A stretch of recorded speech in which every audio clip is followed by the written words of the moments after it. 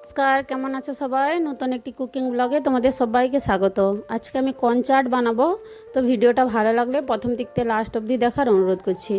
এবারে বর্ষাকাল এসছে, আমাদের এখানে এই কর্নটা দারুণ পরিমাণে মিলে আর খেতেও খুব সুন্দর লাগে। তো দেখো, আমি আগের দিনে ছোলা বানিয়েছিলাম, ছোলার সবজি, তার কিছু ছোলা রয়ে গেছিলো, রেখে দিয়েছিলাম এই চাটটা বানাবো বলেই।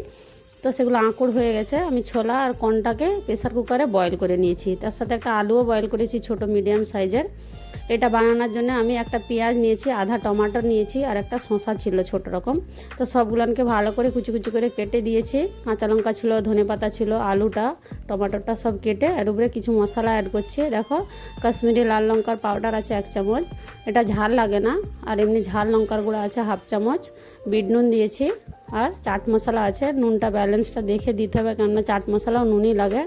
তারপরে চীনা বাদামকে ভেজে দিয়েছিলাম, আর উপর থেকে নিম্বুর রস দিয়ে, পাপড়ি ছিল চ্যাপটা পাপড়ি, সেগুলোকে ভেঙে দিয়েছি কিছু, দিয়ে ভালো করে এগুলোকে মেখে নিয়েছি। বাস আমার মাখা হয়ে গেছে। দেখো, আমি বাউলে খাওয়ার জন্য সাজিয়ে নিচ্ছি। দারুণ লাগে খেতে, সকালেই খাও আর সন্ধ্যায় খাও, খুব সুন্দর লাগে। তোমরা একবার বানিয়ে ট্রাই করে দেখতে পারো। খুবই একটা মজাদার রেসিপি, খাট্টা মিঠা ঝাল লাগে, খুব সুন্দর লাগে। তো আজকের ভিডিওটা কেমন লাগলো অবশ্যই বলবে। সবাই ভালো থাকবে, সুস্থ থাকবে। ভিডিওটা পুরো দেখার জন্য অসংখ্য ধন্যবাদ।